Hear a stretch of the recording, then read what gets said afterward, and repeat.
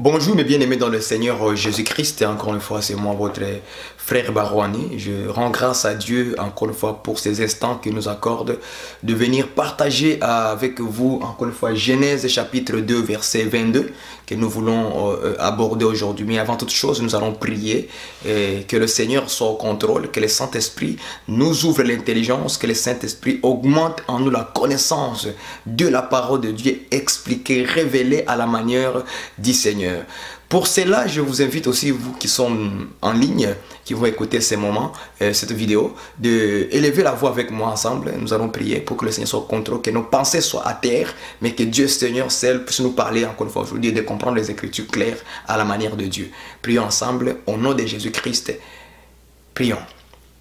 Éternel Dieu, nous te bénissons, nous te rendons grâce. Nous te disons merci encore une fois, Adonai, pour ces moments merveilleux que tu nous accordes, Seigneur. Merci, Père, parce que chaque fois quand ton peuple, Seigneur, ils sont autour de la table du Seigneur, c'est pour venir manger le pain, Seigneur, qui tombe sur la table des enfants. Et ce sont ces morceaux de pain que nous mangeons, le miette aujourd'hui, et ça nous donne la vie. Oh Seigneur, je me souviens de cette belle parole, cette femme, Seigneur, qui a dit, Seigneur, même les petits chiens mangent le miette qui tombe à la table. Aujourd'hui, nous sommes ces chiens-là qui mangent ces miettes de la table des enfants.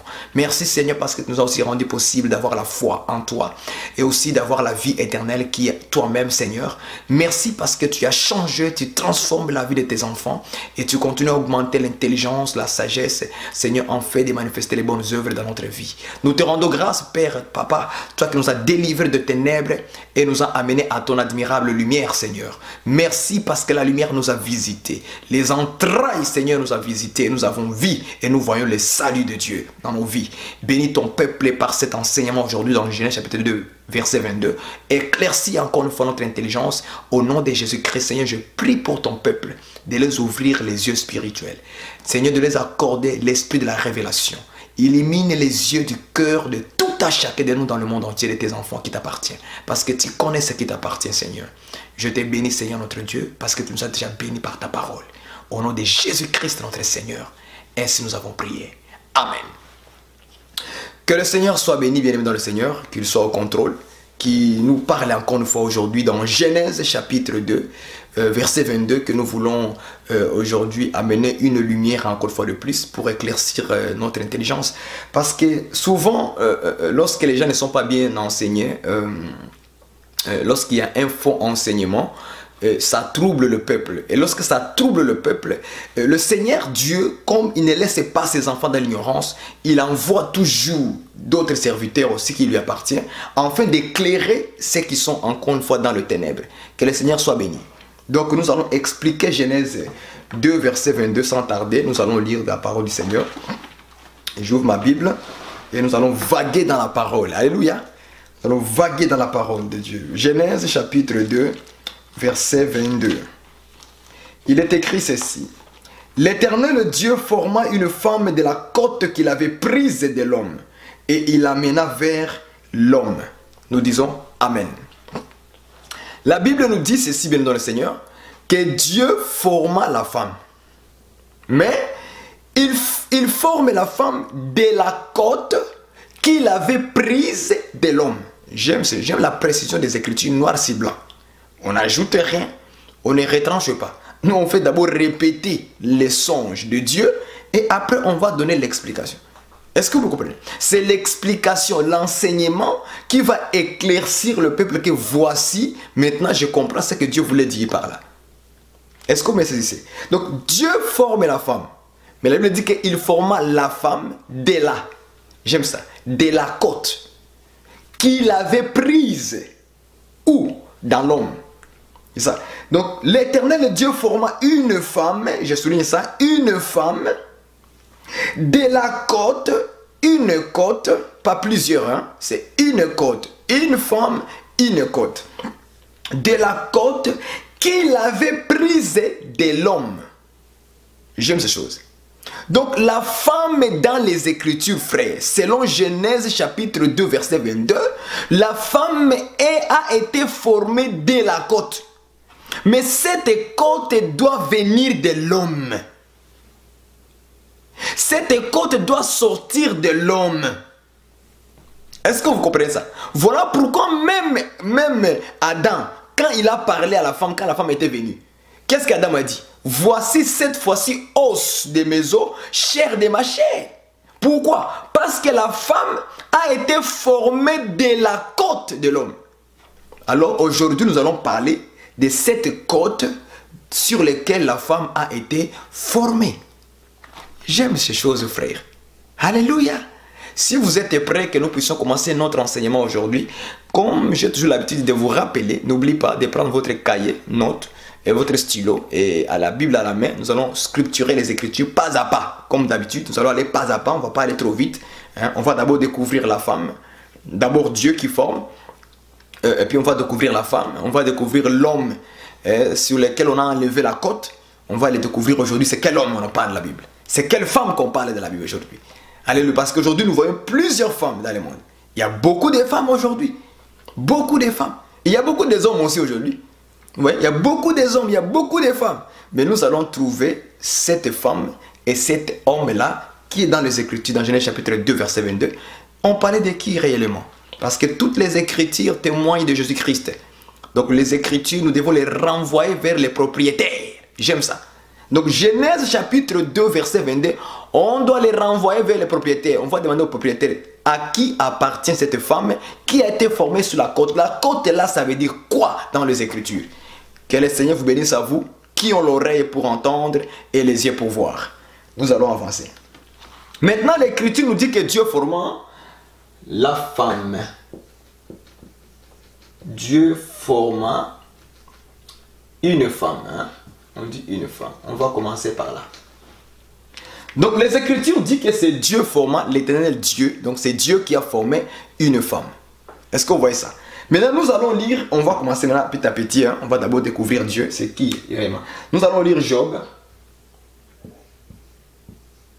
Job 33, verset 4.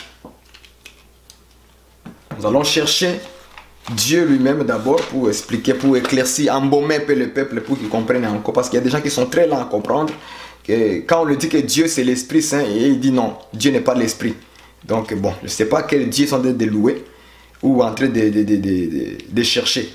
Mais nous comprenons que le Saint-Esprit, c'est Dieu lui-même. Il y a des frères qui refusent. Non, non, non, le Père n'est pas l'Esprit. L'Esprit c'est autre chose, le Père c'est autre chose, le Fils c'est autre chose. Ce débat-là vraiment est trop charnel parce que les gens n'ont pas l'Esprit de Dieu tout simplement pour être éclaircis. Donc, nous allons aller dans Job chapitre 33, verset 4. Il dit ceci. L'Esprit de Dieu m'a créé et le souffle du Tout-Puissant m'anime. Point. Ok. Dans Job 33, verset 4, la Bible dit que l'Esprit de Dieu, Esprit, je vais vous écrire ça. Esprit de Dieu m'a créé. C'est ça que Job dit. Ok? Dans Genèse chapitre 2, verset 22, on nous dit que Dieu forma la femme, une femme. Et puis Job, lui, vient. Il ne dit pas Dieu m'a formé. Il dit Dieu, l'Esprit de Dieu m'a créé. Est-ce que vous voyez ça? Ça c'est Job 33 verset 4. Lui dit que l'Esprit de Dieu m'a créé. Ok. Comprenez ceci. Maintenant dans la Bible, les mots formé et les mots créé, c'est la même affaire. Je vais mettre ça à côté pour que vous puissiez former et créer. Ok. C'est la même chose. Donc former, créer, c'est la même affaire. On trouvera d'autres termes aussi que la Bible va utiliser. Par exemple, faire. Faisons. Faire. Ok, donc nous avons maintenant trois. Il y a former, il y a créer, il y a faire. C'est pourquoi dans Genèse chapitre 1, verset 26, Dieu dit, faisons l'homme à notre image, selon notre ressemblance. Est-ce que vous comprenez? Au verset 27, on dit Dieu créa. Est-ce que vous voyez ça? Dieu créa. Donc, nous avons compris que les mots, le verbe faire et le verbe créer, c'est la même affaire. Ce sont des synonymes de la part de Dieu. Que les pasteurs doivent vous expliquer toutes ces choses-là. Donc, former, créer, faire, c'est la même chose, ok? Donc, ne soyez pas... dites non, ici il a formé, ici il a créé. Non, c'est la distinction. Non, c'est la même... Ce sont des synonymes bibliques. Il faut comprendre ça par l'esprit. Ok? Si vous ne comprenez pas ça, comprenez ça par l'esprit. Quand on dit que Dieu m'a fait, c'est-à-dire que Dieu t'a créé, c'est-à-dire que Dieu t'a formé. Ok? Ce sont des synonymes tout simplement. On est tous d'accord? On peut avancer. Donc, Job lui dit, l'Esprit de Dieu m'a formé. L'Esprit de Dieu m'a créé. L'Esprit de Dieu m'a fait. Genèse chapitre 2, verset 22. Et il dit que Dieu, l'Éternel Dieu, a formé une femme. L'Éternel Dieu a créé une femme. L'Éternel Dieu a fait une femme. Excusez-moi. L'Éternel Dieu a fait une femme. Est-ce que vous comprenez ça? Maintenant, dans Genèse 2, on nous dit que c'est Dieu. Dans Job 33, verset 4, on nous dit que c'est l'Esprit de Dieu. Ah, donc en réalité, Dieu ici, c'est l'Esprit. Est-ce que vous comprenez ça? Dieu ici, c'est l'Esprit. Bon, ceux qui ont la distinction et le genre de la Trinité vont te dire que Dieu, ce n'est pas l'Esprit. Ils vont dire que l'Esprit, c'est un autre, puis Dieu, c'est un autre, parce qu'ils n'ont pas la lumière là-dessus. On va prendre aussi Job chapitre 10. Job 10, verset 8. Notez toutes ces choses ici, notez-là. C'est ça la lumière des Écritures. Moi, je n'invente pas. Je viens que présenter les Écritures à la bonne manière. Donc, les Écritures doivent se marier. Ok? Job 10, 8 dit ceci. Je vais vous montrer ça. Job 10, 8, tu es où? Écoutez maintenant ce que Job 10, 8 dit.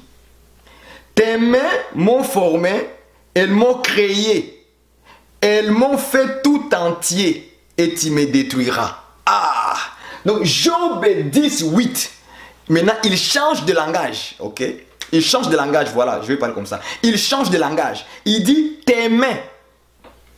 J'aime ça, je vais écrire ça. Tes mains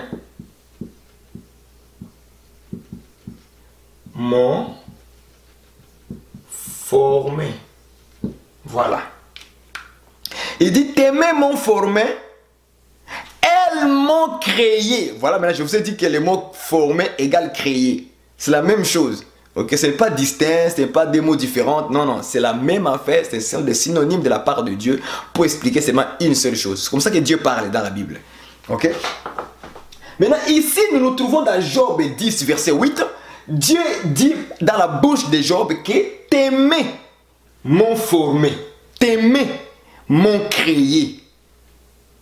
Est-ce que vous comprenez ça? Donc, en réalité, Dieu qu'on a parlé dans Genèse chapitre 2, verset 22, qui a formé la femme, l'Esprit de Dieu qui a formé Job, et les mains de Dieu qui a formé Job, c'est la même chose, bien le Seigneur. Ce sont des synonymes. En réalité, le main de Dieu, c'est l'Esprit de Dieu. Donc ça là, ici, c'est la même affaire. Donc lorsqu'on dit que Dieu a formé une femme, c'est la même chose si on disait l'Esprit de Dieu a formé une femme. C'est la même chose que si on disait les mains de Dieu ont formé Ève, la femme. Est-ce que vous me comprenez? Donc ce sont des synonymes bibliques. Bibliquement parlant, ce sont des synonymes de la part de Dieu lui-même. Ce n'est pas ni distinction ni trinitaire ici. Ça n'a rien à voir. Donc lorsqu'on parle que les mains, tes mains m'ont formé selon Job 10 verset 8. Les mains là qui a formé Job, c'est ça qu'il a dit que c'est l'Esprit de Dieu qui m'a formé. Faut que nous comprenons que lorsque Job utilise le langage de la main, il parlait de l'Esprit de Dieu. Parce que Job 33 verset 4, il parle de l'Esprit de Dieu. Job 10 verset 8, il parle des mains de Dieu qui a formé. Donc en réalité, l'Esprit de Dieu égale les mains de Dieu. Donc Dieu n'a pas les mains physiques. Comme les gens tordent le sens, ils lisent la Bible, ils disent que Jésus est à la droite de Dieu. Et ils comprennent directement à la droite de Dieu que Dieu c'était un être humain. Il a une droite physique. Or, c'est les Écritures qui doivent expliquer les Écritures pour nous dire c'est quoi la droite de Dieu. Jésus est assis à la droite de Dieu physiquement. Nous disons non. Parce que déjà Dieu n'a pas une main physique. Lorsque Ésaïe 53 dit que les bras, ils n'ont pas reconnu les bras de l'Éternel. Les bras de l'Éternel, ce n'est pas un bras comme ça. Hein? Un bras comme ça, ce n'est pas un bras comme ça. Oh là là, là. Dieu, tu es difficile pour ça. Ouvre les yeux de ton peuple. Dieu n'a pas un bras physique, il n'a pas une main physique, non.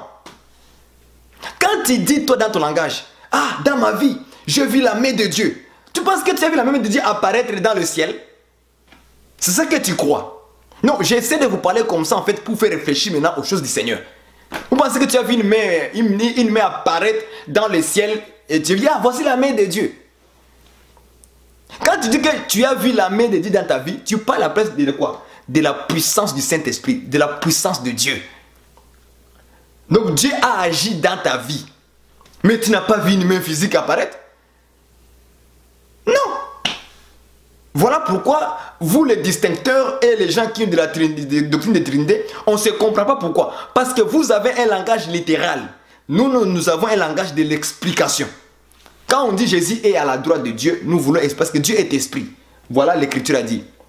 Dieu a formé Job. Il dit l'Esprit de Dieu m'a formé, m'a créé. Après Job dit les mains de Dieu m'ont formé. Alors, et puis on dit dans Genèse 2, 22, on dit quoi? Dieu forma la femme. Bon, on va dire maintenant, il y a 3 personnes qui ont fait l'acte de former, de créer. Il y a d'abord la main qui a créé, il y a aussi l'esprit qui a créé, il y a aussi Dieu qui a formé. Donc vous voyez que ça va nous perdre. Oh, il n'y a qu'un seul esprit, il n'y a qu'un seul Dieu. Donc nous comprenons que Dieu égale Esprit Saint, l'Esprit Saint égale la main de Dieu. Donc ça là, c'est la même chose. Ceux qui comprennent, comprennent. Ceux qui ne veulent pas comprendre, continuez comme vous voulez. Faites ce que vous voulez, réfléchissez, raisonnez, argumentez avec vos propres logiques, mais nous restons dans les Écritures. Jusque-là, je n'ai pas inventé, je n'ai qu'expliqué une écriture par une autre écriture. Donc, lorsqu'on parle de la main de Dieu qui m'a formé, en réalité, on parle de l'Esprit de Dieu qui m'a créé, qui m'a formé. Lorsqu'on dit que Dieu forma une femme, en réalité, on parle de l'Esprit de Dieu qui forme une femme. En réalité, Ève a été formée par le Saint-Esprit, par l'Esprit de Dieu. Voilà. Donc la femme ne peut pas être formée par quelqu'un d'autre. C'est Dieu lui-même qui forme ça. Je commence déjà mon enseignement comme ça. Voilà. Il faut qu'on soit clair, frères et sœurs, que c'est l'esprit qui doit former la femme. C'est l'esprit qui doit former la femme. Maintenant, quand l'esprit forme la femme, c'est de la côté de l'homme. J'aime ça. La femme ici, c'est Ève. Hein. Je vais aller avec vous littéralement un peu. La femme, c'est Ève. Hein. On va être clair, littéralement. La femme, c'est Ève. Aujourd'hui, Ève est encore là. Ève est sur la terre, mais est-ce que vous le voyez même? Ève est sur la terre. Donc, Ève a été formée par Dieu lui-même, par l'Esprit de Dieu, par la main de Dieu. C'est ça qui a formé Ève. Donc, Dieu s'est servi de ses propres mains qu'on appelle le Saint-Esprit. Voilà pourquoi lorsque je vous avais dit que quand Jésus disait « Je chasse les démons par les doigts de Dieu », il ne faut pas réfléchir que les doigts de Dieu, c'est un doigt comme ça là. Hein, un doigt comme ça. Non, ce n'est pas ces doigts ici, ce n'est pas les doigts comme ça. Lorsqu'on parle que Jésus chasse les démons par les doigts, or les démons ce sont des esprits impurs, des esprits qu'on ne voit pas, invisibles. Comment est-ce que quelque chose qui est invisible, tu vas les chasser avec un doigt physique? Je parle aux distincteurs et aux trinitaires. Parce que vous lisez la Bible en français. Tout simplement parce que vous n'avez pas l'explication des Écritures. Matthieu 12, 28 a expliqué les doigts de Dieu, c'est quoi? Par lesquels Jésus chasse les démons. Ah! Matthieu, il dit ceci. Que si c'est par l'Esprit de Dieu que je chasse les démons. Donc nous avons compris que les doigts de Dieu égale Esprit de Dieu. Donc, il ne faut pas interpréter les choses de Dieu en français. Quand on dit la main de Dieu, c'est l'Esprit de Dieu. Donc, le Saint-Esprit de Dieu a tout ce qui est les membres physiques là. C'est le Saint-Esprit. Les yeux de Dieu, c'est le Saint-Esprit. La main de Dieu, c'est le Saint-Esprit. Les doigts de Dieu, c'est le Saint-Esprit. Est-ce que vous comprenez? La bouche de Dieu, c'est le Saint-Esprit. Le nez de Dieu, c'est le Saint-Esprit. Le cheveu de Dieu, c'est le Saint-Esprit. Oh là là, Lukuta! Vous avez des faux enseignements de lire la Bible en français. Donc le Saint-Esprit a tous les membres du corps. Ça appartient à l'image du Saint-Esprit. Tout ça là, on viendra enseigner sur ça. Biologie de Dieu. Voilà. Je viendrai vous parler de la biologie de Dieu. On va faire la biologie, un corps humain. Et puis on vous montre toutes ces parties du corps là. C'est le Saint-Esprit, selon Dieu. C'est spirituellement. La main, Saint-Esprit. Les yeux de Dieu, Saint-Esprit. Les nez de Dieu, Saint-Esprit. Le cheveu de Dieu, c'est le Saint-Esprit. Ça, c'est par rapport à l'histoire de Samson. Ces cheveux-là étaient l'image du Saint-Esprit. Donc, tout ce qui est biologiquement parlant sur le membre du corps que nous avons sur nous, vous allez voir que c'est le Saint-Esprit qui porte tous ces noms-là. Est-ce que ça c'est? On viendra faire ça une biologie spirituelle. Comme ça, vous allez comprendre que lorsque vous allez lire la Bible, il faut toujours voir le Saint-Esprit derrière. Donc, la main, quand on parle de la main de Dieu, on parle en réalité du Saint-Esprit selon Job 10, verset 8, plus Job 33, verset 4. Quand on le colle ensemble, ça harmonise, on trouve la réponse que Dieu, c'est le Saint-Esprit. Le Père, c'est le Saint-Esprit. C'est lui qui veut croire, gloire au Seigneur. Celui qui ne veut pas croire, il pense réfléchir, raisonner, cherche d'autres explications. Tu peux le faire, tu es libre, comme tu veux. Donc nous évoluons. Donc nous avons compris qu'en réalité la femme a été formée par la main de Dieu ou bien l'Esprit de Dieu. Nous sommes tous d'accord, hein? On avance. Maintenant on nous dit ceci. Ok, maintenant on va trouver la femme en réalité qui a été formée de la côte de l'homme. Donc avant de trouver la femme, parce que la Bible dit qu'elle a été formée de la côte de l'homme. Cet homme-là, c'est qui? C'est Adam, n'est-ce pas? Donc on va écrire homme égale Adam. Est-ce que vous voyez ça? Donc l'homme en réalité, sur qui on a pris la côte, c'était Adam. Parce que nous avons vu que la femme, d'abord c'était Ève, physiquement, littéralement parlant. C'était Ève. Donc c'était Adam. Donc cet Adam-là, on a pris sa côte. Est-ce que vous comprenez? On a pris sa côte, c'est par cette côte-là qu'on va former sa femme, Adam. Est-ce que vous me comprenez? Maintenant, il faut d'abord que nous trouvons cet Adam-là. On va le trouver. Qui est le véritable Adam? On va chercher le véritable Adam dans Romains. On va voir ça, Romains. Je veux que nous marchions ensemble avec vous. Romains 5, verset 14. Vous y êtes? Allons-y. Cherchons en réalité. Cherchons Romains 5, 14. Cherchons Adam. 5 et 14. Ok. Cherchons Adam. La Bible dit ceci. C'est par la mort, cependant la mort a régné depuis Adam jusqu'à Moïse. Même sur ceux qui n'avaient pas péché par une transgression semblable à celle d'Adam, lequel est la figure de celui qui devait venir. Voilà. Il dit cependant la mort a régné par qui? La mort a régné d'Adam jusqu'à Moïse. Même sur ceux qui n'avaient pas péché par une transgression semblable à celle d'Adam. La Bible répond en disant, lequel est la figure de celui qui devait venir. Ah, voilà. Donc, il y a un autre Adam qui devait venir. Je ne sais pas si vous me comprenez. Selon l'Écriture, il dit lequel est la figure. Figure veut dire image. Image veut dire ombre. Donc le premier Adam qui a péché jusqu'à Moïse là. Ok? Le premier Adam qui a péché, c'était la figure, c'était l'image, c'était l'ombre de celui qui devait venir. Donc il y a un Adam qui devait venir. Je ne sais pas si vous me comprenez. Il y a un Adam qui devait venir. Mais il y a d'abord le premier qui lui a précédé. Je ne sais pas si vous me comprenez le langage. Donc il y en a un autre qui devait venir. C'est celui-là que nous allons chercher. Celui qui devait venir là. Lisons 1 Corinthiens. 1 Corinthiens, chapitre 15, verset 45. On va aussi ajouter 1 Corinthiens 15, 47. On va chercher cet Adam-là. On nous dit que Adam est la figure. Donc lui là ici, c'est l'image, c'est l'ombre. Ève, si le premier Adam là, c'est l'ombre, c'est l'image, c'est que Ève aussi, c'est l'ombre, c'est l'image. Mais nous cherchons le véritable. C'est ça que nous cherchons. Allons-y dans 1 Corinthiens 15, 45. Il dit ceci. C'est pourquoi il est écrit, le premier homme, virgule, Adam, devint une âme vivante. Le dernier Adam est devenu un esprit vivifiant. J'aime ça.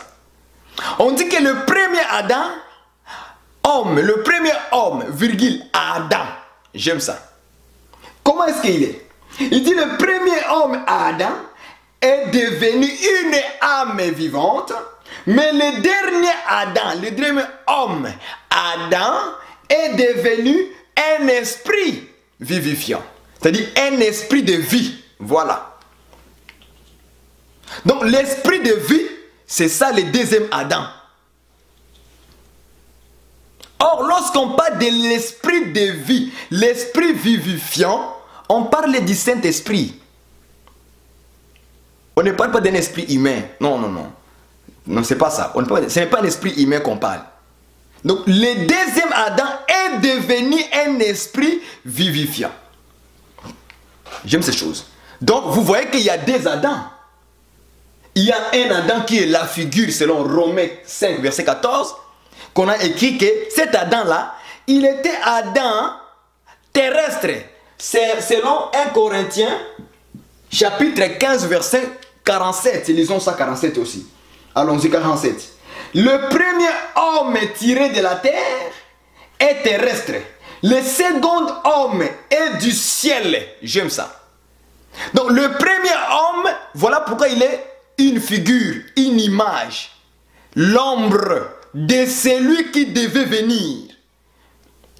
Or, on nous dit que le premier Adam, lui, il est terrestre. Il est de la terre. Tiré de la terre, donc il est terrestre. Mais le second, lui, il vient du ciel. Voilà. J'aime ça. Donc au ciel, il y avait le véritable Adam. Qu'on a appelé, il est devenu un esprit vivifiant. Ces choses, frère, il faut vraiment que vous compreniez ça. Donc, lorsque tu mets tous ces versets ensemble là, tu verras que non, il y a deux Adams. Il y a un Adam premier, il y a aussi un Adam dernier. Donc, le premier Adam, on nous dit que c'est une figure, c'est une image, c'est l'ombre de celui qui devait venir. Donc, celui qui devait venir devait aussi avoir sa propre femme. Voilà. Comme le premier a eu sa femme, c'est que le deuxième aussi a sa femme. Est-ce que vous me comprenez? Or, le second Adam, le deuxième homme qui est venu, qui était le véritable, qui doit venir, c'est le Seigneur Jésus-Christ. Est-ce que vous comprenez? Donc, Christ égale Adam. Christ égale Adam. C'est lui l'homme. C'est lui le deuxième homme qui vient du ciel maintenant. Lui, il ne vient pas de la terre, mais il vient du ciel. Est-ce que vous me comprenez? Lui, il ne vient pas de la terre, hein? Lui, il vient du ciel. Donc, le Christ aussi doit avoir sa propre femme. Comme le premier, l'ombre, aille comme l'image, la figure, aille sa femme qu'on appelle Ève, c'est que le deuxième Adam aussi a sa femme qu'on appelle Ève. Ils ont tous le même nom. Voilà. Alléluia. Ils ont tous le même nom. Adam, Adam. Et aussi on appelle Ève, Ève. Donc Ève est sur la terre. La femme de Christ est sur la terre. Ève est encore là. Oh là là. Les enfants de Dieu. De comprendre les Écritures devient difficile. Même quand on vous parle noir sur blanc, doucement, calmement, verset par verset, point par point, vous ne comprenez pas. Et vous voulez grandir avec le Seigneur comme ça? Quand tu commences à réfléchir, à raisonner dans ta tête, tu ne grandiras jamais. Voilà pourquoi tu es toujours bébé spirituel, tu ne comprends pas les affaires de Dieu. Le langage de Dieu dans la Bible est devenu difficile pour toi. Pourquoi? Parce que tu es focalisé dans d'autres choses qui sont inutiles pour ton âme, pour ta vie. Écoute des bonnes choses, des bons enseignements. Donc, nous avons découvert que le deuxième Adam qui devait venir, c'est le Christ. Donc, Christ, c'est aussi Adam. Alors, nous voyons que le premier Adam a eu sa femme, c'est que le deuxième aussi a sa femme. Est-ce qu'on peut chercher la femme d'Adam, du deuxième Adam? Allons-y chercher ça. Donc, nous enlevons maintenant ça. Nous avons trouvé que Adam, en réalité, c'est Christ. Donc, Christ aussi doit avoir sa femme. Donc, nous cherchons maintenant la femme de Christ. Éphésiens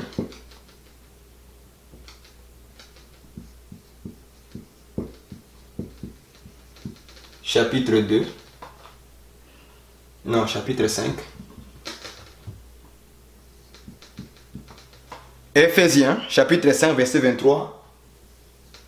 23 à 24.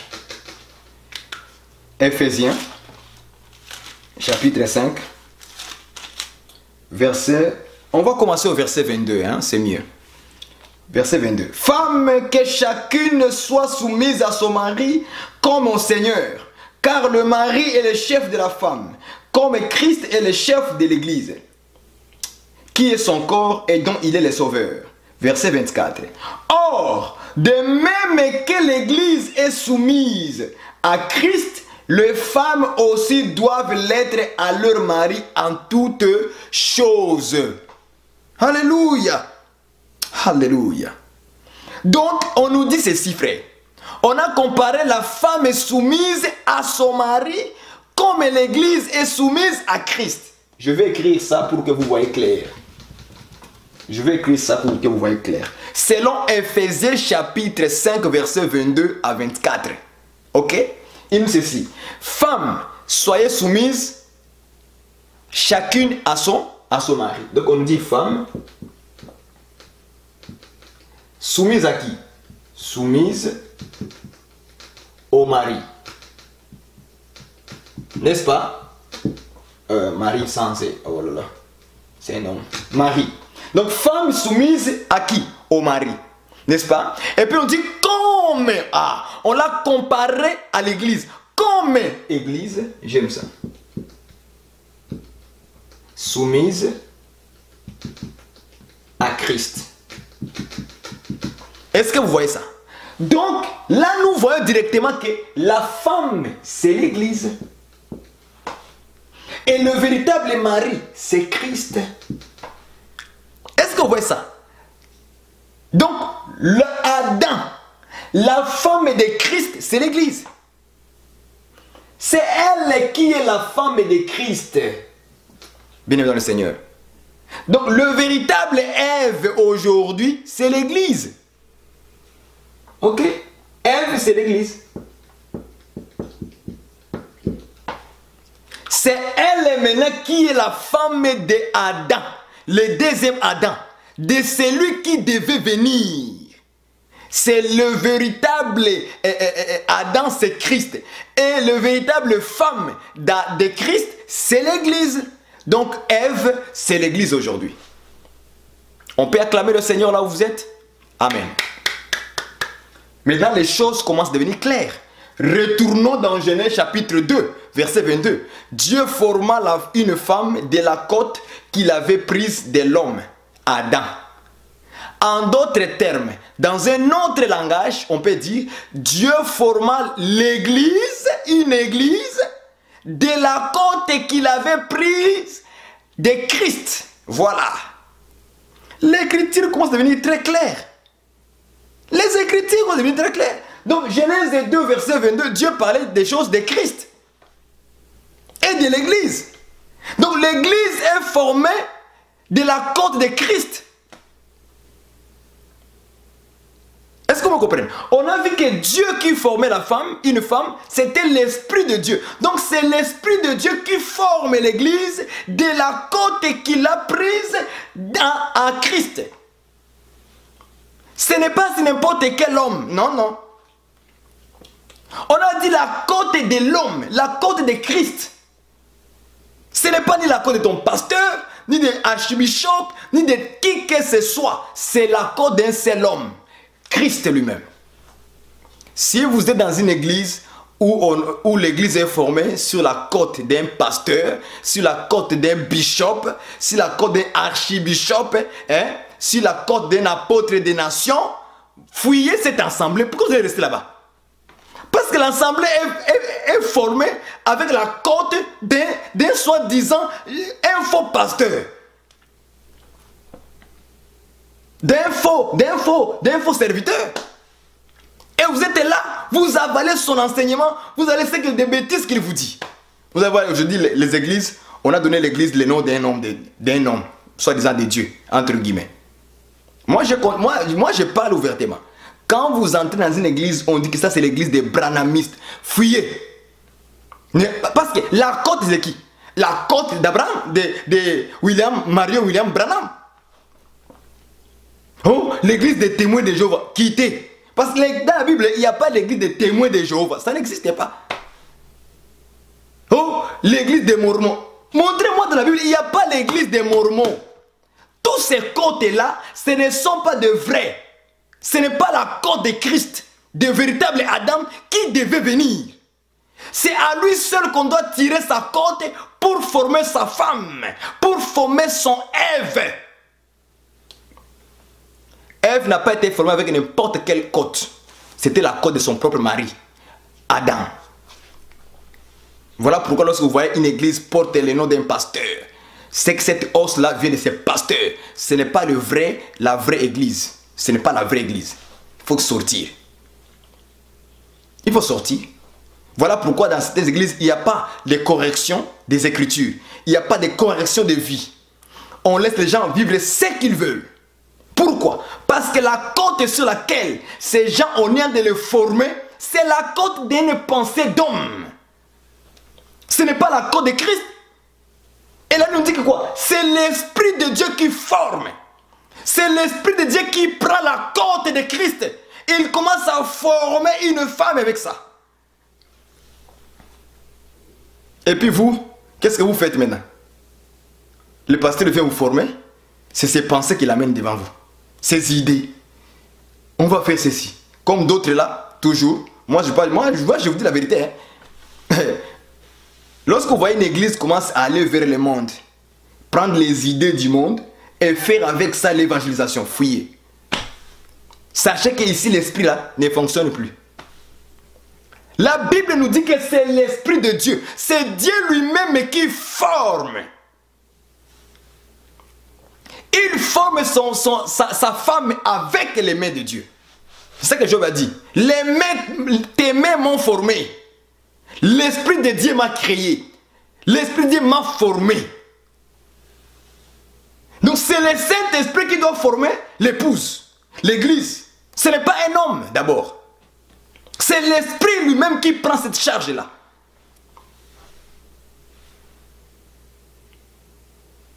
Nous avons vu que la femme de Christ, c'est qui? C'est l'église. Donc Genèse 2, 22, il parlait de l'église. Il parlait de l'église. Dans la révélation, nous comprenons que non, Dieu a formé l'église de la côte qu'il a prise de Christ. Maintenant, nous voulons savoir, la côte, c'est quoi dans les Écritures? On va aller chercher la côte maintenant. Comme on a déjà décortiqué tout, on a compris. Ceux qui sont plus éveillés spirituellement, ils comprennent. Et nous avançons, on n'a pas le temps à perdre. Parce que je vous ai dit, jusque-là, je n'ai même pas encore commencé à expliquer des choses très difficiles. Parce que je sais qu'il y a encore beaucoup de bébés qui ont écouté beaucoup de dénonciations, qui ont écouté beaucoup des affaires bizarres, et des évangiles de la prospérité. Alors ils étaient embrouillés dans leur tête. Ils ont cru que les enseignements qu'ils ont reçus dans les dénominations, c'était le vrai enseignement. Or, c'était de faux enseignements. C'est le temps maintenant de faire quoi? De les déshabiller et maintenant les habiller avec un vrai enseignement. Parce que l'enseignement, c'est aussi un habit. L'enseignement, c'est un habit que nous portons. Voilà pourquoi lorsque tu marches, les diables voient celui qui est bien habillé et celui qui n'est pas bien habillé. Lorsque tu es mal habillé, c'est que tu as été mal enseigné. Celui qui est bien habillé. Voilà pourquoi les choses naturelles doivent nous apprendre. Oh Seigneur, merci parce qu'il a mis dans mon cœur. Nous allons maintenant commencer à faire des enseignements, des émissions spéciales où nous allons utiliser les choses naturelles dans la nature, les expliquer spirituellement. On va expliquer la pauvreté, la richesse spirituellement. On va expliquer l'homme et la femme spirituellement. On va expliquer tout ce qui est naturel. Par exemple, les sans-abri. On va expliquer ça spirituellement. Pourquoi nous avons des sans-abri physiques? C'est qu'il existe aussi des sans-abri spirituels. On va expliquer ça. On va expliquer la beauté. Une femme qui est laide et une femme qui est belle de figure. On va expliquer ça spirituellement. Donc on va prendre tout ce qui est naturel, que nous voyons dans la nature. On va l'amener ça dans le spirituel. Donc ça sera des émissions spéciales comme ça. Chaque samedi, en direct sur YouTube. On va maintenant commencer à parler des choses spirituelles. Pour que nous puissions grandir ensemble. On va expliquer. Pourquoi dans la nature, nous avons des gens qui sont longs, d'autres courts, d'autres qui sont gros, d'autres qui sont minces. Ça a une signification spirituelle. Nous allons donner l'explication. Et vous allez voir qui sont maigres, qui sont grosses, qui sont de longue taille et qui sont petits. Alléluia, j'aime ces choses, frère. Nous allons expliquer les gens qui est belle de figure et qui est laide de figure. On va donner l'explication. Pourquoi ces choses existent dans la nature comme ça? Qui est pauvre et qui est riche? Pourquoi nous avons des riches physiques, des pauvres physiques? Nous allons expliquer ça dans l'esprit, spirituellement parlant. Nous allons expliquer pourquoi dans la nature, il y en a des malades. Alléluia! Pourquoi dans la nature, il y a des malades? Et les gens qui sont en bonne santé. On va expliquer la bonne santé spirituelle et la maladie spirituelle. On va expliquer ça. Oui, nous devons comprendre tout ce qui est dans la nature. On va expliquer ça. Pourquoi il y a des enfants qui écoutent les parents et les enfants qui n'écoutent pas, les parents sont têtus. On va expliquer la tétité, c'est spirituel. Et celui qui écoute spirituellement. On va expliquer ça spirituellement. Qui est têtu à la parole de Dieu? Voilà. Voilà. Ce sont des choses que nous devons comprendre, grandir avec ça. Et lorsque tu regardes tes membres de famille, ton père biologique là, oh, tu vois, pourquoi dans la nature, nous avons des boiteux? C'est que spirituellement, il y a des boiteux. Donc Dieu n'a rien fait sans cause. Tout ce qui naturellement explique un état spirituel. Nous viendrons avec une nouvelle émission chaque samedi. On va commencer à parler sujet par sujet. Et si vous avez des sujets comme ça de la nature, envoyez-moi. On va expliquer ça spirituellement. Pourquoi il y a des ambulances dans la nature qui va au secours des malades? On va expliquer l'ambulance spirituelle. Pourquoi il y a des docteurs, des infirmiers, des médecins? C'est qu'il y a un médecin spirituel. Alléluia. Donc ce sont des choses que pourquoi il y a des professeurs physiquement comme ça qui enseignent les enfants les études, mathématiques, sciences, ainsi de suite, des cours à l'école? Pourquoi? C'est que spirituellement, il y a un enseignant. On va parler ça dans la parole. Alléluia. Spirituellement, nous avons un autre enseignant. Donc s'il y a les physiques, c'est qu'il y a les spirituels. Est-ce que vous comprenez? Donc nous aurons des émissions spéciales comme ça. On va parler de la nature et expliquer dans le spirituel. Amen. Ça, c'est juste un avant-goût que je vous lance déjà d'avance. Allons-y dans notre enseignement. Donc, nous voulons maintenant chercher que veut dire l'os. La côte sur laquelle Dieu a formé la femme. Cette côte-là. Et c'est ce que nous voulons chercher. La côte. Que veut dire la côte? Donc, nous allons partir dans Ephésiens. Ephésiens 2, 20 à 22. Ephésiens chapitre 2, 20 à 22. Il dit ceci. Nous cherchons la côte de l'homme, de Christ. vous avez été édifiés sur le fondement des apôtres et des prophètes, Jésus-Christ lui-même étant la pierre angulaire. En lui, tout l'édifice, soulignez ça, en lui, tout l'édifice bien coordonné s'élève pour être un temple saint dans le Seigneur. En lui, Jésus-Christ, vous êtes aussi édifiés pour être une habitation de Dieu en esprit. Pas physiquement, habitation de Dieu en esprit. J'aime ça. Est-ce que vous comprenez ça? Donc, l'Écriture dit ceci, que vous avez été édifiés. Sur quoi? Sur le fondement. J'aime ça. Or, le mot édifié, commençons d'abord par là. Édifier. Le mot édifier veut dire aussi édification. Ajoutons ça. Édification. Le mot édification veut dire aussi édifice. Selon l'Écriture qui dit, dans le verset, prenons le verset 21, il dit, à lui tout l'édifice. Vous voyez ça? Donc, ce sont les mêmes mots. Édifice.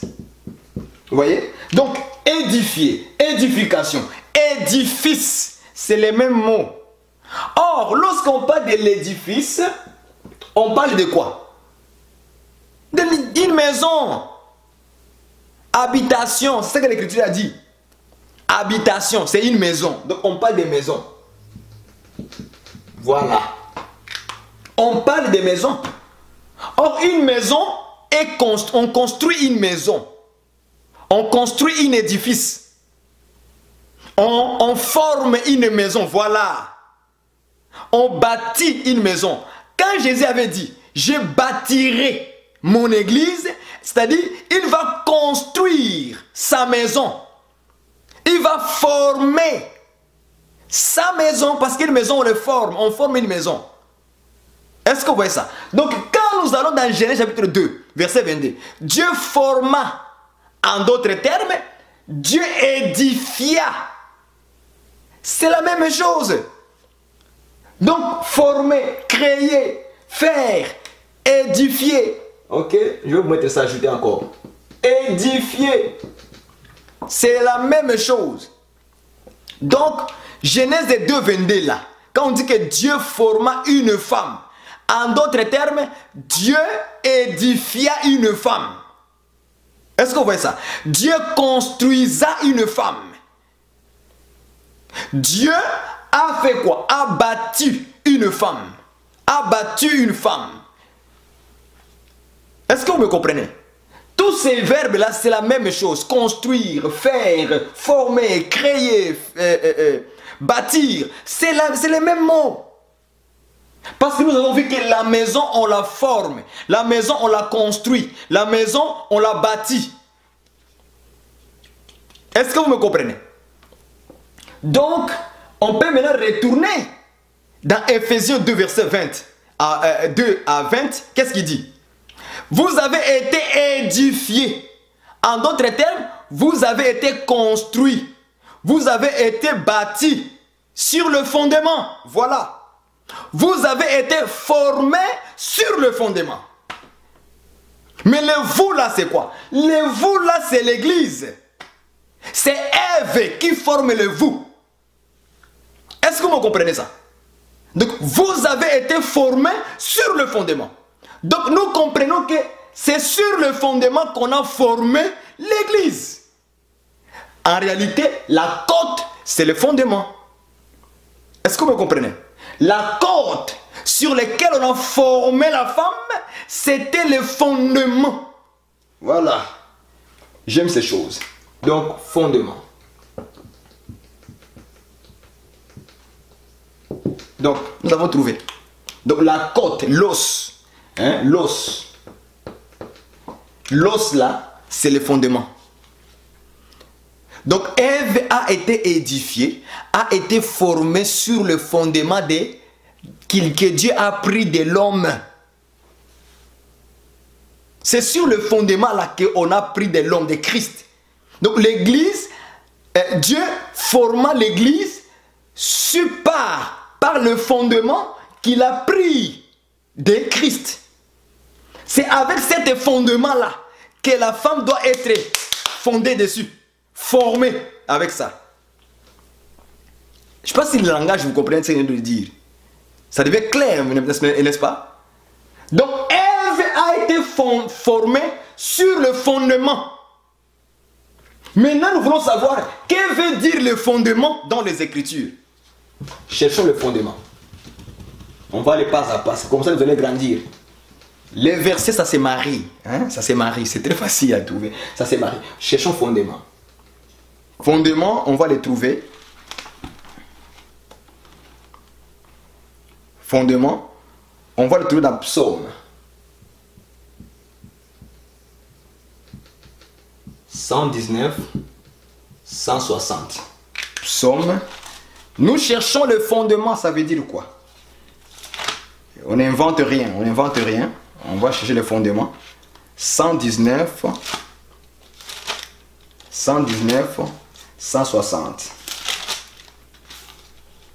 119, 160. J'aime ça. Le fondement de ta parole est la vérité. En tout et toutes les lois de ta justice sont éternelles. J'aime ces choses. Donc, Psaume 119, verset 160, il dit quoi? Il dit le fondement de ta parole. En réalité, le fondement, c'est la parole. Mais oui!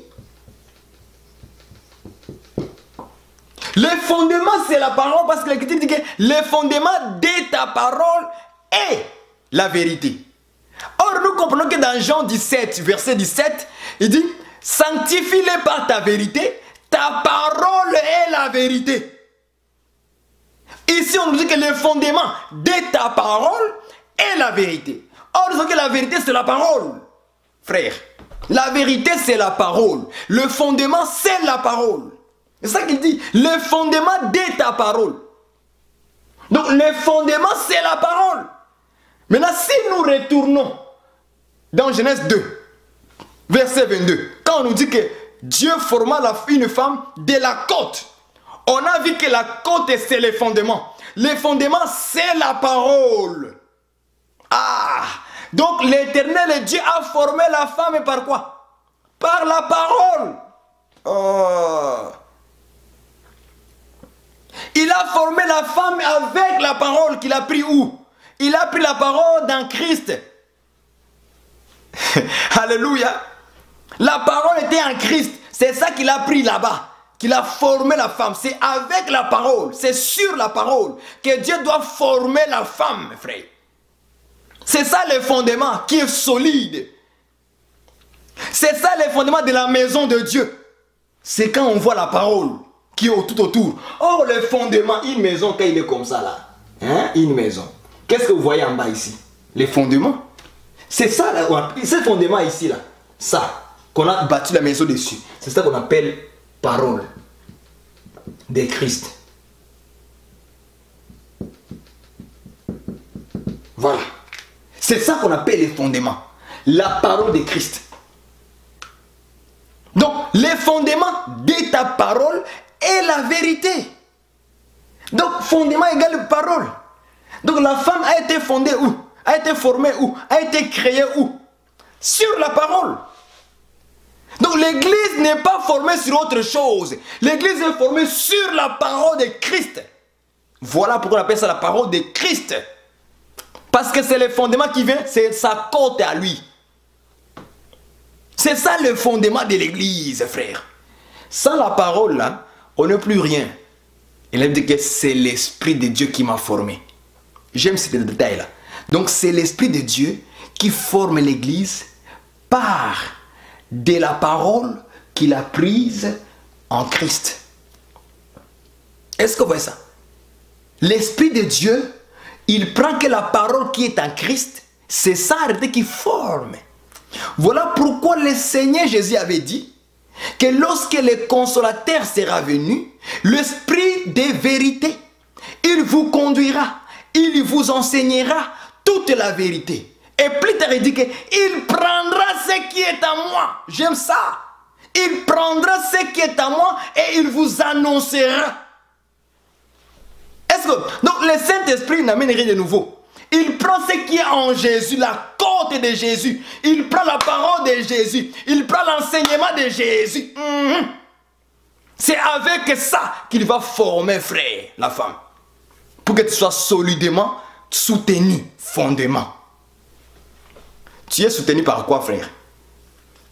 Ma soeur, tu es soutenu par quel fondement, quelle parole où tu es fondé? Les paroles des hommes, voilà pourquoi je vous dis toujours, il ne faut pas raisonner dans les Écritures, on ne raisonne pas. C'est Dieu qui doit t'instruire. Avant qu'un ministre de Dieu puisse venir parler au peuple, il doit d'abord recevoir le message de la part de celui qui l'a envoyé, de Dieu lui-même.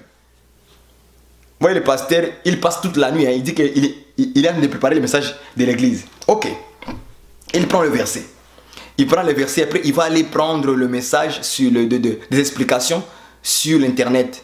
Ou bien sur, comment dirais-je, comment on appelle ça, les définitions. Il prend dans les dictionnaires. La foi, il prend, il va expliquer la foi. Hein. Il prend, il va, oh la foi, c'est quelque chose comme ça, à gauche et à droite. Et il vient vous expliquer, il a plein tellement de papiers remplis. Tellement de papiers remplis. Il a tout écrit, comment il va parler, comment il va faire, qu'est-ce qu'il va dire. Il des papiers. Donc, quand il fait la lecture des papiers, il passe, il lit les papiers, il dit qu'il a prêché. Prêcher, c'est l'inspiration du Saint-Esprit. Il te donne le morceau de verset, mais c'est lui-même qui va ajouter. Parce que c'est lui qui parle à l'église. Ce n'est pas toi qui vas parler. Un pasteur qui va l'écouter une prédication de quelqu'un d'autre, et puis il vient prêcher ça le dimanche. Et puis il dit que Dieu l'a inspiré. Quel mensonge. Il faut être honnête que non, les messages que je vous prêche, je l'ai pris du frère, j'ai aimé ça, je suis venu aussi vous les donner. Mais il ne faut pas dire que non, Dieu t'a inspiré. Non, tu as pris les messages de l'autre. Ce n'est pas aussi mauvais dans le sens très mauvais, non. On peut prendre l'enseignement de quelqu'un, comme c'est le même enseignement que nous avons, on peut venir la présenter au peuple. Mais à la manière maintenant du Saint-Esprit. Pas ta propre manière, noir c'est blanc. Non, ça ne marchera pas comme il faut. Voilà. L'église n'est pas fondée ou n'est pas faite par quelque chose d'autre. C'est sur le fondement. Et le fondement, c'est la côte de Jésus. C'est la parole. Donc la parole, c'est la côte de Jésus. Oh là là. Vous voyez ça maintenant, hein? Quand vous dites la côte, l'os c'est la parole qu'on a pris dans Jésus là. On commence maintenant à former la femme avec ça. C'est la parole. Mais lorsqu'on dit la parole là, ça veut dire quoi la parole? Allons-y voir encore. Qu'est-ce que Psaume 119, verset 105? Qu'est-ce qu'il dit? Ta parole est une lampe à nos pieds, une lumière sur nos sentiers. Donc parole égale lumière. Souligne ça. Parole égale lumière. Est-ce que vous voyez ça? Maintenant, lorsque nous prenons Proverbe 6, 23. Proverbe 6, 23 dit quoi? Le commandement est une lumière. Non, le commandement est une lampe. L'enseignement, une lumière.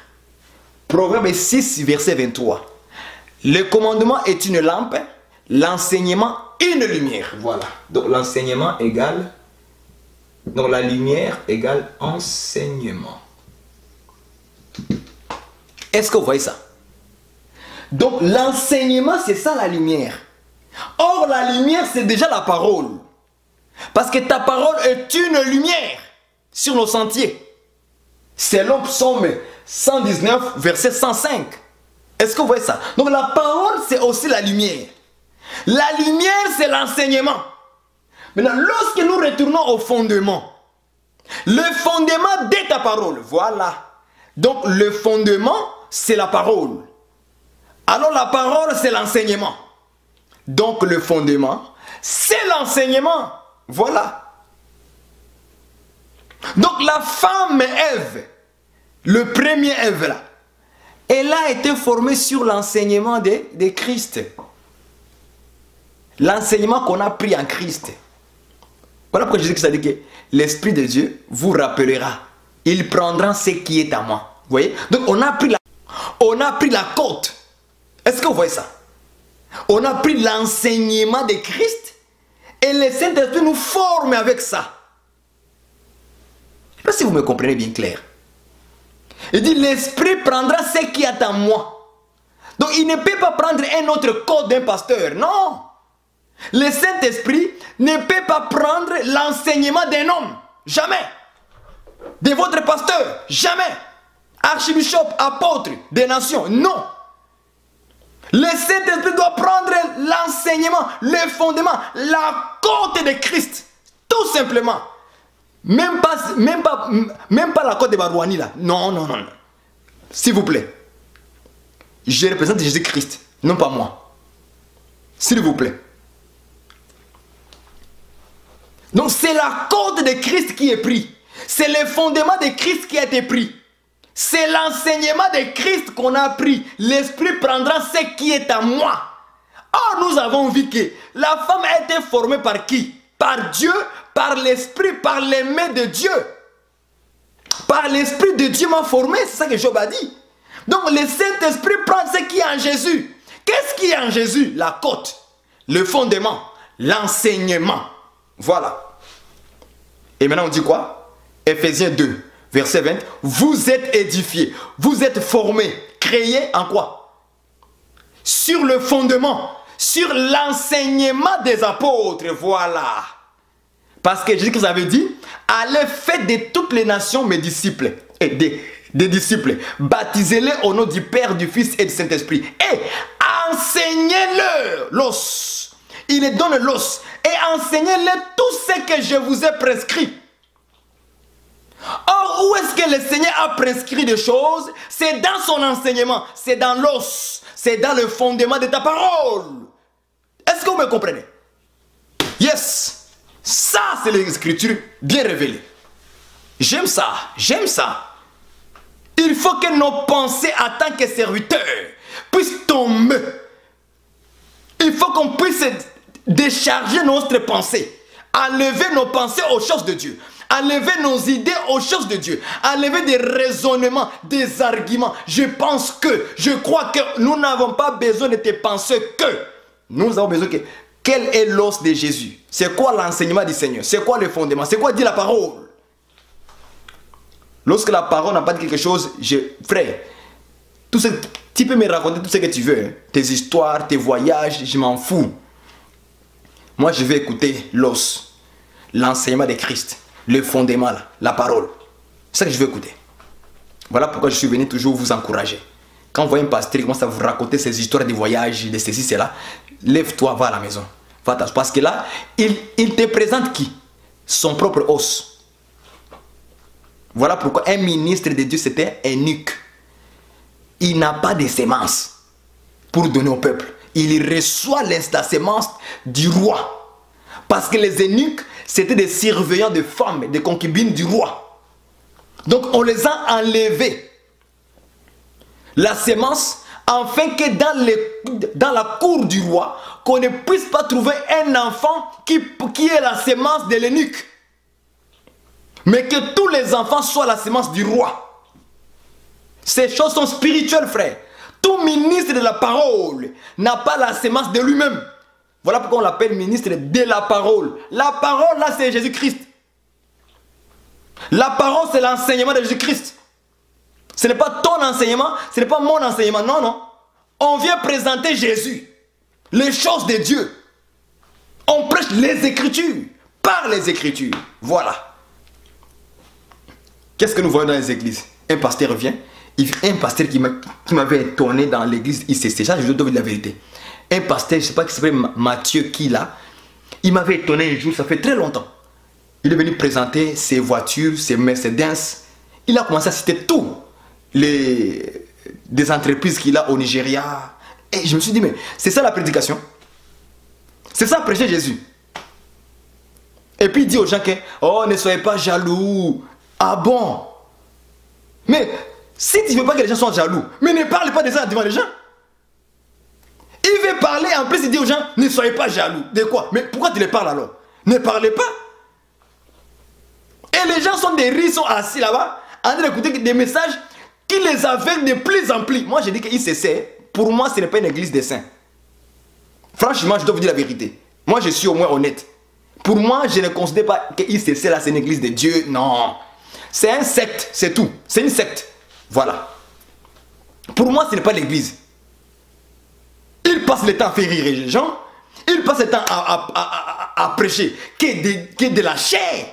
Comment est-ce qu'un pasteur peut prendre une écriture là où on a dit, Adam, multipliez-vous, soyez féconds. Ok? Lui, il dit que, bon, vraiment, ça c'est grave. Il dit que Dieu parlait de la politique, des sports, de l'économie. Hein? Il dit, il faut prendre tout. Franchement, est-ce que Dieu parlait de l'économie? Quand Dieu a dit à Adam, soyez féconds, multipliez-vous, remplissez la terre. Est-ce que Dieu parlait des sports, de l'économie, de la politique, dans tous les sphères, dans tous les domaines? Est-ce que Dieu parlait de la domaine humain charnel? Vous voyez, quand il n'y a pas l'explication des Écritures, le peuple est sans frein. C'est comme une voiture qui roule, mais il n'a pas de frein. Vous allez vous cogner. Voilà pourquoi il y a des accidents physiques. S'il y a des accidents physiques, c'est qu'il y a des accidents spirituels. Alors il faut fuir l'accident spirituel. L'accident spirituel, c'est quoi? C'est quand tu vas dans une église et qu'on ne t'enseigne pas le vrai évangile. Frère, tu fais l'accident spirituel. Voilà. Quand tu reçois un faux enseignement qui n'est pas conforme aux Écritures, frère, je te dis, tu es en train de vous cogner des accidents. Vous avez des voitures sans frein. Vous allez vous cogner. Et voilà pourquoi la vie ne va pas bien. Tu vas aller écouter un pasteur qui est un faux prophète. Tu prends son enseignement. Tu vas faire l'accident. Parce que lorsque tu écoutes un enseignement, c'est pour te conduire vers un autre Dieu. Est-ce que vous voyez ça? Lorsque tu écoutes un faux enseignement, je répète, c'est pour te conduire à pratiquer ce qui n'est pas conforme à Dieu. Voilà pourquoi lorsque tu es dans une église où on ne vous parle pas de la sanctification du Seigneur, vous allez vous cogner, vous allez faire l'accident, naufrage. Hein? Vous allez faire naufrage. Les accidents qui se passent dans la vie des gens, pourquoi? Parce que pour eux, au lieu d'être fondés sur les enseignements des apôtres et des prophètes, ils sont fondés, ils sont formés sur les enseignements des hommes maintenant. Hein? Des hommes dans une église où les femmes ne sont pas voilées. On les demande, ça c'est quel enseignement? Non, ici l'apôtre Paul, il parlait, non. L'apôtre Paul parlait pour toutes les églises des saints. Voilà. Oh, une femme enseigne, une femme n'a pas autorisation de parler. Et moi je regrette de voir même des frères dire que non, une femme peut prêcher sur Facebook, sur YouTube, ce n'est pas grave. Moi je dis que la femme, il n'y a aucune écriture dans la Bible où nous avons vu une sœur en Christ au temps de Paul, de Pierre, de Jean, de Jacques, sortie dehors dans la rue et commencer à dire, venez à Jésus. Luc chapitre ceci, Jean 3,16 dit, Dieu a tant aimé le monde, on n'a pas vu ça, frère. Aucune sœur n'a fait ça dans la Bible. Aucun verset nous montre qu'une sœur est sortie pour prêcher dehors. Aucune d'entre eux a fait ça. Toutes les sœurs étaient soumises, même dehors. À part ceux qui témoignaient simplement. Ils témoignaient Jésus, ce qu'il a fait dans leur vie. Témoigner, ce n'est pas prêcher. Mais prêcher à la sortie, prendre les micros. Commencer à prendre la Bible, il ouvre, il commence à expliquer. Non, on n'a pas vu ça. Moi, je ne suis pas encore convaincu, je ne suis pas d'accord. Les sœurs qui sont en Europe, en train de prêcher dans les métros, c'est contre les Écritures.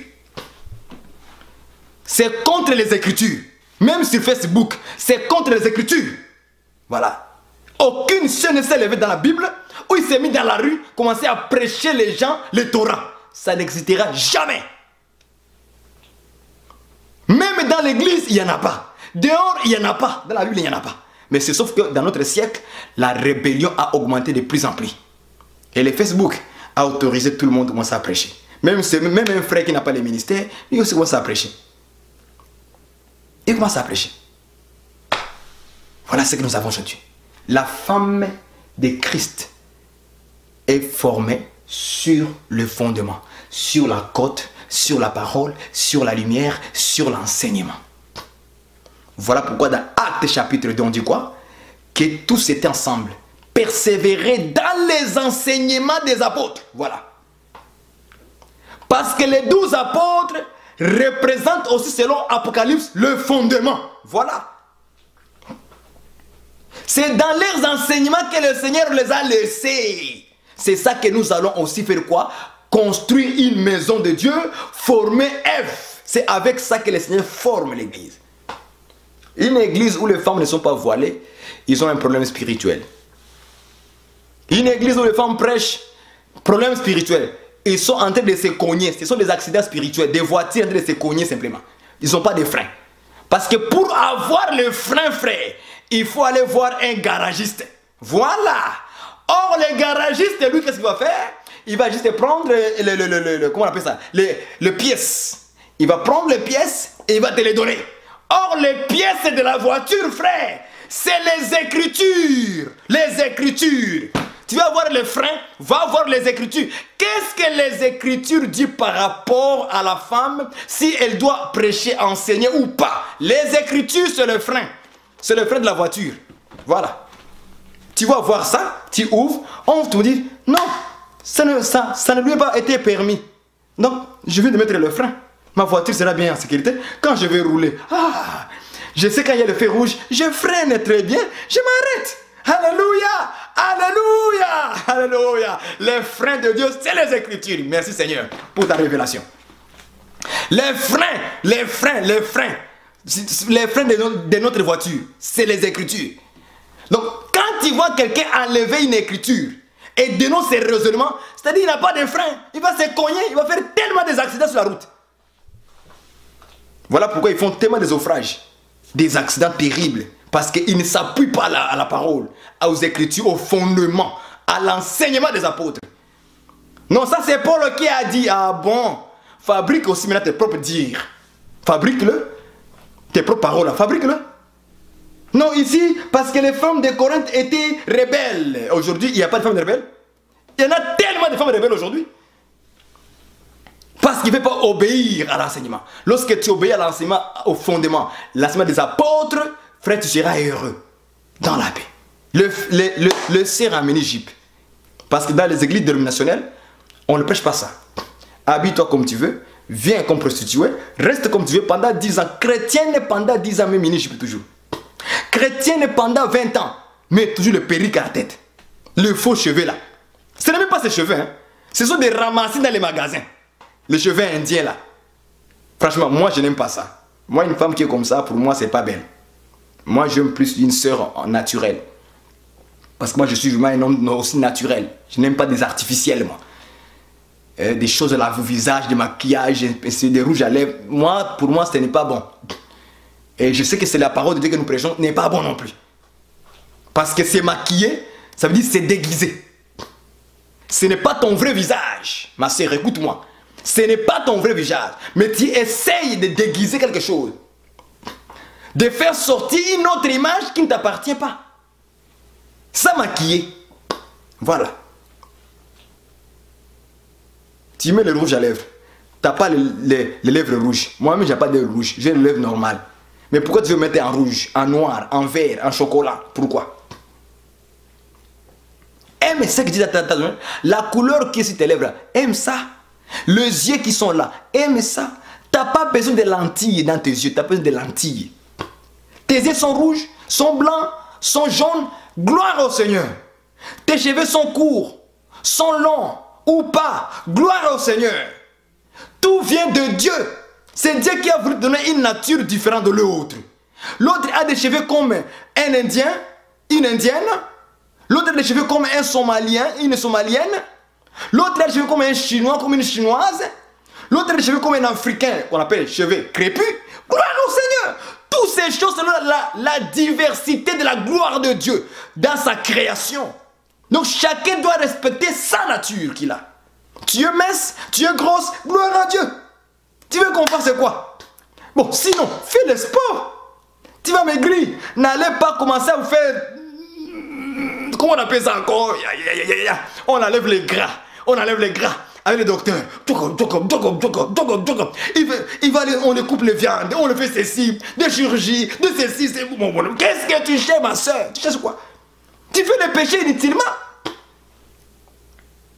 Voilà comment les gens se trouvent. Le problème, c'est l'enseignement.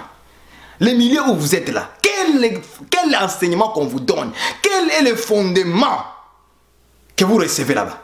Quelles sont les paroles que vous recevez? Moi, je n'aime pas les pasteurs qui vont faire des blagues chaque fois avec les gens. Je n'aime pas ça. Parce qu'il y a une manière, on peut prêcher sur les bons de la parole de Dieu, ça nous fait rire. Ça là, c'est normal. On peut avoir un temps de joie dans la parole de Dieu. Ça, c'est normal. Parce que la joie aussi vient du Saint-Esprit. Est-ce que vous voyez ça? Mais lorsque les pasteurs commencent à nous raconter des histoires qui n'ont rien à voir même avec la Bible, ah, je comprends qu'il y a un danger ici. Il est en train de nous aveugler, en fait, de perdre notre temps.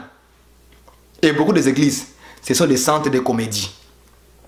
Beaucoup des assemblées que vous voyez là, dans le monde là. Pas Ève, parce que Ève reçoit la côte de son mari. Le fondement de son mari. L'enseignement de Christ. C'est ça qu'elle reçoit. C'est sur ça qu'on doit le fonder. Oh, bienvenue dans le Seigneur. Ah, la Bible, Seigneur. Aidez-nous, frères. Aidez-nous, frères. Aide les sœurs qui sont là-bas. Dis-leur la vérité. Que l'enseignement, c'est l'enseignement des apôtres et des prophètes. Jésus-Christ est dans la pierre anglaise. Voilà la côte du Seigneur. Et dans 1 Corinthiens chapitre 3, verset 11, Paul dit ceci, que personne ne peut poser un autre fondement qui a été posé. Il dit, virgule, savoir Jésus-Christ. Donc Jésus-Christ, c'est aussi le fondement. C'est lui le fondement. C'est lui la parole. C'est lui l'enseignement de Dieu. Donc on ne peut pas poser un autre fondement. Il nous est strictement interdit. Peu importe le pasteur, qu'il soit populaire ou pas, il ne peut pas venir enseigner autre chose que ce qui doit être déjà posé. Et dans Proverbe, on dit ceci. Ne déplacez pas les bornes que nos pères ont posées. Or, nos pères, ce sont les apôtres, les prophètes. Ce sont nos pères aujourd'hui. Ils ont posé les fondements, l'enseignement. Ils ont posé Jésus-Christ comme le fondement, comme la parole, comme l'enseignement. Nous, on vient battu dessus. On ne change pas l'enseignement. On ne renverse pas les fondements, frère. On ne casse pas l'os. Parce qu'il était écrit dans la parole que l'os du Seigneur ne sera pas brisé. C'est-à-dire, le fondement ne sera pas renversé. Ça va rester intact jusqu'au retour du Seigneur Jésus-Christ. Alléluia. Aujourd'hui, les gens renversent les fondements. Non, l'apôtre ici, ça là, c'est pas pour nous. Mais lorsque vous prenez, je parle aux gens là qui parlent souvent que la femme doit enseigner. On dit que non, ici l'apôtre Paul, et il parlait des femmes d'Éphèse parce qu'ils étaient rebelles. Ok. D'ailleurs, ce n'est pas Dieu qui a parlé, c'est Paul qui a parlé. Mais quand il prend 1 Corinthiens chapitre 12, là où on parle des dons spirituels, ah, là maintenant ils sont intéressés. Là il ne dit pas non, ici c'est Paul qui a parlé. Non, non, non. Là il dit maintenant, oh, dons spirituels, guérison, prophétie. Là maintenant ils sont enflammés de feu. Là, ils aiment les dons. Mais c'est Paul qui a parlé de ça. Mais pourquoi vous ne refusez pas et que ici, non, c'est Paul qui a parlé. Aujourd'hui, il n'y a plus de dons spirituels. Ah, aujourd'hui, il n'y en a plus. Non, non, non, il n'y en a plus. Pourquoi vous ne parlez pas ainsi? Mais vous prenez là-bas.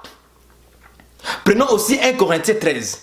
Là où on parle de l'amour. Ah, là, on prêche l'amour de Dieu. L'amour de son prochain. On est d'accord avec l'amour. Mais pourquoi vous ne dites pas qu'aujourd'hui, il n'y a plus d'amour? Ici, c'est parce que les gens là-bas n'avaient pas l'amour en Corinthe. Aujourd'hui, non, ça c'est Paul qui a parlé. Aujourd'hui, on a l'amour. Mais lorsque vous voulez parler de l'amour, vous prenez 1 Corinthiens 13 que Paul a écrit. Lorsque vous voulez parler des dons spirituels, vous prenez 1 Corinthiens chapitre 12. Vous prenez ça. Parce que là, ça va bien avec vous. Avec vos pensées. Mais lorsqu'on prend maintenant là où Paul, dans le même livre 1 Corinthiens chapitre 14, versets 33 à 39, comme dans toutes les églises des saints, que les femmes au pluriel se taisent. Comme dit aussi la loi. Parce que dans la loi, aucune femme n'a parlé. Est-ce que vous me comprenez? Voilà pourquoi lorsque les anciens ils se réunissent pour discuter sur les choses de la parole de Dieu, une femme ne doit pas ouvrir sa bouche. Une femme ne peut pas parler. Si elle veut parler, là, elle parlera chez lui avec son mari à la maison. Pas dans l'assemblée. Voilà. Mais souvent, tu vas voir que les sœurs parlent. Pendant que les hommes doivent parler, elles parlent. Elles parlent. Parce qu'ils ont une bouche pour parler simplement. Elle ne veut pas être soumise, être chaste et réservée. La nature de la femme, c'est être réservée. Être chaste, calme. Est-ce que vous me comprenez? Calme. Donc, béni dans le Seigneur, nous comprenons qu'en réalité, l'os sur lequel on a formé la femme, c'était les fondements. Les fondements, c'est la parole, c'est la lumière c'est l'enseignement. Donc le fondement égale l'enseignement. C'est par cet enseignement-là que le Seigneur aujourd'hui, il est en train de former encore la femme. C'est-à-dire notre vie aujourd'hui. Voilà pourquoi dans Éphésiens chapitre 2, verset 10 dit ceci. Nous sommes son ouvrage, ayant été créés en Jésus-Christ pour les bonnes œuvres que Dieu a préparées d'avance afin que nous les pratiquions. Vous voyez que nous avons été formés, créés, faits. Vous voyez, construits, bâtis. Où? En Jésus-Christ. Or, Jésus-Christ, c'est le fondement, c'est l'enseignement dans lequel nous sommes formés, créés. Donc, nous avons été formés dans l'enseignement, dans le fondement, qui est Christ, qui est Jésus. Donc, le mot Jésus-Christ, là, ce n'est pas en français, c'est l'enseignement, c'est le fondement. C'est lui qui est le fondement, selon 1 Corinthiens 3, verset 11. Que personne ne peut poser un autre fondement qui a été posé, que c'est celui qui a été posé. Savoir Jésus-Christ. Donc Jésus-Christ, c'est le fondement. Fondement, c'est l'enseignement. Est-ce que vous voyez ça?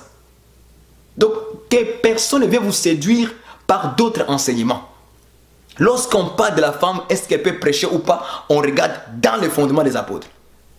C'est-à-dire dans les enseignements. Est-ce qu'il lui est permis? Nous disons non. Lorsqu'on parle de comment s'habiller d'un frère, d'une sœur, on regarde l'enseignement des apôtres. On regarde leurs fondements qu'ils ont posés. Nous, on regarde ces fondements-là, c'est Jésus-Christ. Ah, donc le Seigneur nous recommande, voici comment vous devez être habillé. Décemment, pudeur et modestie. Sans séparer ni d'or, ni de tresses, ni de perles, ni de vêtements somptueux. Des vêtements trop chers. Est-ce que vous comprenez? Mais d'être simple, dans la modestie. De ne pas trop exagérer, d'être extravagant. Parce que les gens qui tombent beaucoup dans l'extravagance, ce sont les femmes. Regardez très bien dans le monde entier, tu vas voir. C'est les femmes qui sont beaucoup extravagantes. Dans des choses bizarres, des ramassis du monde. Parce que la convoitise est encore dans le cœur. Tu veux être belle. Tu es déjà belle. Lorsque tu ne t'acceptes pas comme tu es là, ça montre que vraiment tu as un problème spirituel. Moi, je suis ce que je suis. J'aime ce que je suis. Même si je suis maigre, j'aime ça. D'ailleurs, en étant maigre, je suis beaucoup plus souple. Je peux courir des kilomètres. Je peux travailler longtemps. Est-ce que vous me comprenez? Donc, il faut aimer ta nature. Lorsque tu l'aimes, tu n'as pas besoin d'ajouter plein des affaires. Mais je peux être décent, pudeur, modestie, propre. Point bas. Est-ce que vous me comprenez? En tout cas, que le Seigneur fasse grâce. Il faut savoir que, frères et sœurs, nous avons été formés en Jésus-Christ. C'est Jésus-Christ là, c'est le fondement. C'est l'enseignement. S'il n'y a pas l'enseignement, le peuple est dans les ténèbres. Donc tu dois faire attention. Quel enseignement tu écoutes? Sur quel os vous êtes en train de vous faire édifier, former, créer? Est-ce que c'est l'os du pasteur? Du prophète? De ceci, c'est là? Ou c'est l'os de Jésus-Christ? Ah, par là maintenant tu auras la lumière de savoir est-ce que cette parole vient de la parole de la Bible ou c'est une invention du pasteur.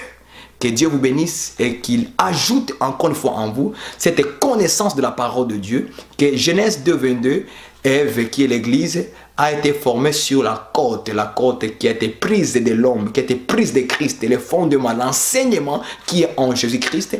Ça veut bien en train de nous former. Et Dieu continue aujourd'hui à former par ses mains. C'est ça que je n'ai pas expliqué aussi. Le mais en réalité, ce sont les 5 ministères.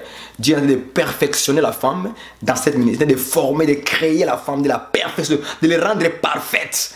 Ok, l'Église, par les mains de 5 ministères qui est apôtre, prophète, docteur, évangéliste et pasteur.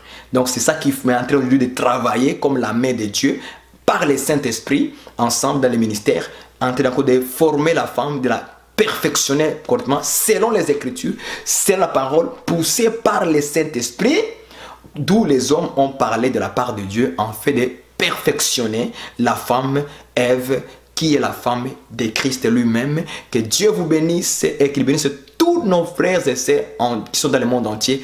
Que les saints du Canada vous saluent. Je salue les saints qui sont en Europe tout entière, les saints qui sont en Afrique, je vous salue, les saints qui sont en Océanie, je vous salue. Et bien aimé, que Dieu vous soutienne dans vos difficultés, dans vos problèmes, dans les moments difficiles. Nous savons que pour rentrer dans le royaume de Dieu, c'est avec beaucoup de tribulations qu'il nous faut entrer dans le royaume. Mais nous acceptons de persévérer dans la foi en Jésus-Christ, notre Seigneur et notre Sauveur, notre Dieu et le Père. Que Dieu vous bénisse. Bye bye. Alléluia.